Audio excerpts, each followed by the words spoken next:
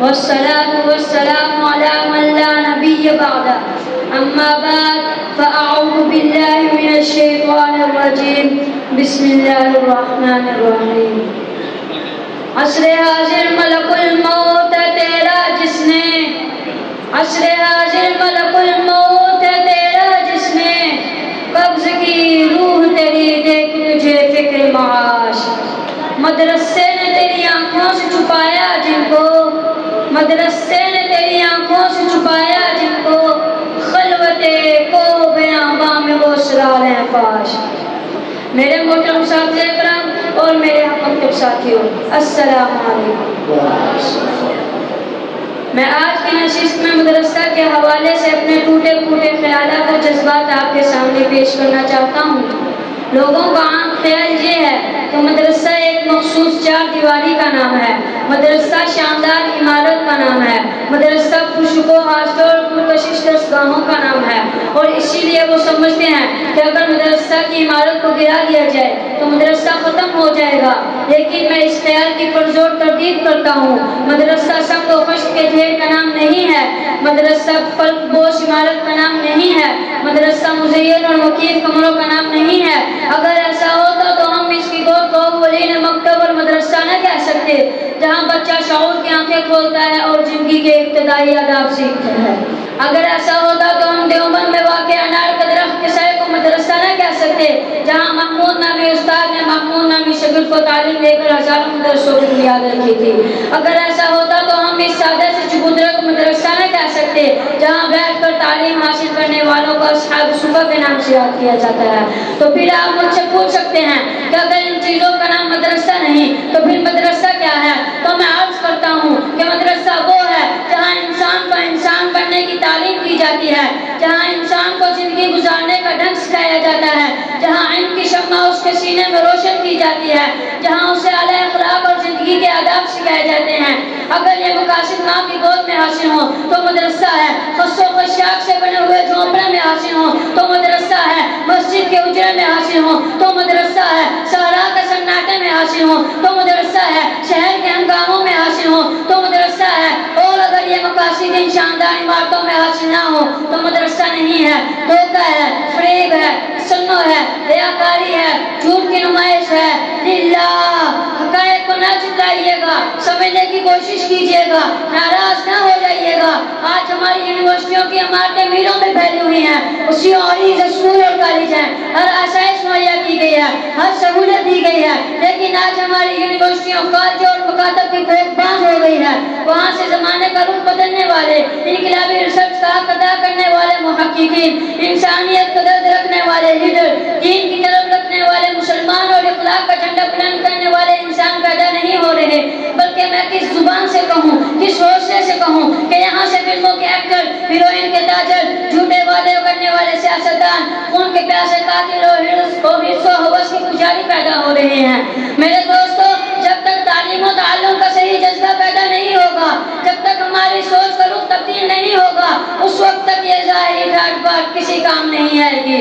جب دل میں علم کی طلب ہوتی ہے، جب فکر کا قبلہ صحیح ہوتا ہے، جب علم کو علم کے لیے سیکھا جاتا ہے، جب استاد اور شاگرد کا رشتہ صحیح لیز پر استوار ہوتا ہے، جب طالب علم اپنے آپ کو طالب علم ہی سمجھتا ہے، تو پھر ظاہری کروپن نہ ہونے کے باوجود مدرسہ مدرسہ بنتا ہے، علم کا نور پھیلتا ہے، زمانہ انگرائیاں لیتا ہے، ہواؤں کا رخ بدلتا ہے، انقلاب کی فضا سازگار ہوتی ہے، افکار سے اعمال کی تبدیلی آتی ہے. ایسے انسان پیدا ہوتے ہیں جن کی مثال لینے سے زمانہ قاصر رہتا ہے.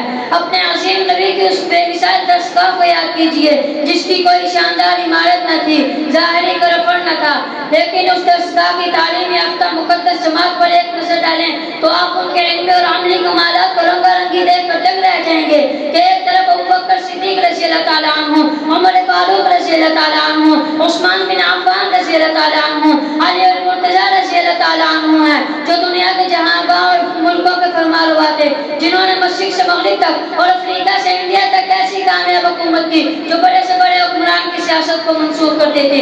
ان کے عدل و انصاف اور نظم و نسق کی مثال پیش نہیں کی جا سکتی. دوسری طرف خالد بن ولید، سعد بن ابی وقاص، ابو عبیدہ بن جراح اور عمر بن العاص رضی اللہ تعالیٰ عنہ جیسے سپہسالار اور فاتح ہیں جنہوں نے چند ہی سالوں میں مشرق و مغرب کی ظالم سلطنتوں کے تختے الٹ دیے اور اپنی فتوحات اور جنگی صلاحیتوں کی دھاک بٹھا دی. سعد رضی اللہ تعالیٰ عنہ نے عراق و ایران کا تاج شہنشاہی اتار کر اسلام کے قدموں پر ڈال دیا. خالد اور ابو عبیدہ رضی اللہ تعالیٰ عنہما نے رومیوں کو شام سے نکال کر زمین کی امانت مسلمانوں کے سپرد کر دی. عمر بن العاص رضی اللہ تعالیٰ عنہ نے فرعون کی سرزمین روم شہنشاہی کے ہاتھوں سے زبردستی چھین لی. عبداللہ بن زبیر اور ابن ابی سرح رضی اللہ تعالیٰ عنہما نے افریقہ کا میدان دشمنوں سے جیت لیا. تیسری طرف بازا بن سامان، خالد بن سعید، عمر بن حزم اور یزید بن سفیان رضی اللہ تعالیٰ عنہ جیسے وغیرہ 20 صحابہ ہیں جنہوں نے صوبوں اور شہروں کی کامیاب حکومت کی. چوتھی سب علماء اور فقہا کی ہے جنہوں نے اسلامی فقہ اور قانون کی بنیاد ڈالی اور دنیا کے عظیم قائدین میں شمار ہوئے. ان میں عمر بن خطاب، علی بن ابی طالب، عبداللہ بن عباس، عبداللہ بن مسعود اور حضرت عائشہ رضی اللہ تعالیٰ عنہ وغیرہ ہیں. پانچویں سب احکام مسائل کے راویوں کی ہے جن میں ابو ہریرہ، ابو موسیٰ اشعری، انس بن مالک، عبیدہ بن صامت رضی اللہ تعالیٰ عنہ جیسے سینکڑوں صحابہ ہیں. اور پھر اس دستگاہ کے طلباء میں حضرت ابو ذر رضی اللہ تعالیٰ عنہ جیسے حق اور متوکل، سلمان فارسی رضی اللہ تعالیٰ عنہ جیسے زاہد و پارسا، عبداللہ بن عمر رضی اللہ تعالیٰ عنہ جیسے عبد و اطاعت گزار، طلحہ و زبیر رضی اللہ تعالیٰ عنہ جیسے بہادر اور جانثار، عبد الرحمن بن عوف رضی اللہ تعالیٰ عنہ اور سعد بن زبیر رضی اللہ تعالیٰ عنہ جیسے تاجر اور بیوپاری شامل ہے. یہ سب جرنیل اور سپہسالار، حکمران اور جہانبان، فقہا اور فقراء، زہاد اور صوفیہ اسی مدرسے کی تعلیم یافتہ تھے جس کے پاس شاندار عمارت نہ تھی، کلاسوں کی کتابیں نہ تھی، کتابوں کا انبار نہ تھا، تحقیق کے مراکز نہ تھے، رصدگاہیں نہ تھی، لیکن حصول علم کا جذبہ تھا، اشاعت علم کی طلب تھی، تربیت کا مضبوط نظام تھا، استاد کے دل میں شفقت و محبت تھی، تلامذہ کے دل میں عقیدت و عصمت تھی. اگر آج یہ چیزیں ہمارے اندر بھی آ جائیں تو یقین جانے کہ پھر ماں کی گود مدرسہ ہوگی، خانقاہ کا ماحول مدرسہ ہوگا، جہاں کوئی صاحب علم بیٹھ جائے گا وہی مدرسہ ہوگا، جہاں ساقی ہوگا وہی میخانہ ہوگا، جہاں شمع ہوگی وہی پروانہ ہوگا. اگر یہ نہیں تو پھر یہ بلند و بالا عمارتیں بھی بنانا ہے، وقت ضائع کرنے کا بہانہ ہے، کالا طفلہ ہے، فکر دیوانہ ہے. جناب صدر محفل، آج کی اس بابرکت محفل میں میرے جذبات میں خوشی اور غم کا ملا جلا رد عمل ہے. خوشی تو اس بات کی ہے کہ یہ ہمارے پیارے دلارے سب کی آنکھوں کے تارے، ہمارے بھائی حفاظ کرام یہاں سے اپنا تعلیمی سفر مکمل کر کے مزید تعلیم و مدارس طے کرنے کے لیے آگے قدم بڑھا رہے ہیں. ہم سب کی دلی دعائیں، پیار، چاہت، اپنائیت جیسے عزت کی صورت میں ان کے ساتھ تھی، آئندہ بھی ان کی رفیق رہے گی. امید واسی کے جیسے قدرت یہاں ان پر مہربان رہی، ہر پل ہر لمحہ ان کے ہم قدم رہے گی. ہر جگہ ان کو یہ چیزیں میسر ہیں، انشاءاللہ میسر بھی ہوں گی. یہ ہیں نہیں اتنے اچھے، غم اس لیے ہے کہ یہ ہم سے جدا ہو رہے ہیں، جدائیت کا یہ غم ہمیں دن برداشتہ کر رہا ہے. ان کے ساتھ گزرے صبح و شام، کبھی مذاق کر لینا، کبھی جھوٹ بول کر ناراض ہونا اور آپس میں صلح کر کے پھر تعلیمی ماحول میں گم ہو جانا. وہ امتحانوں کے موقع پر ایک دوسرے سے آگے بڑھنے کی روش، ایک دوسرے پر شکر لے جانے کی کوشش، حسابی اور غیر حسابی سرگرمیوں میں حصہ لینا اور پھر حضرت محمد صاحب سے کامیابی کا انعام لینا. قوت، بھائی چارگی، مساوات، عدل کے ماحول میں پروان چڑھنا، انفرادیت کے بجائے اجتماعیت کا داعی ہونا. اور تو اور حضرت مولانا محمد صادق صاحب کی جھلکیوں پر کبھی مسکرانا اور کبھی آنسو بہانا، اور حضرت مولانا محمد افضل صاحب کو بڑے دھیمے انداز میں ڈانٹنا، اور حضرت ناظم صاحب کا اپنے ہی ہاتھ پر جھوٹ بول کر تھپڑ مار کر ماحول میں تبدیلی کا پیدا کرنا. ہم سب ان کو ان کے لیے خوب محسوس کریں گے، لیکن پھر یہ سوچ کر صبر کا خون پینے گے کہ اللہ کی مدد ہمیشہ ان کی رفیق رہے. یہ جہاں بھی مہکے ان کی خوشبو سے پورا ماحول ہی مہک جائے. اللہ ان کا حامی ناصر ہو، جہاں بھی رہے بس خوش و کامیاب رہے. وما علینا الا البلاغ.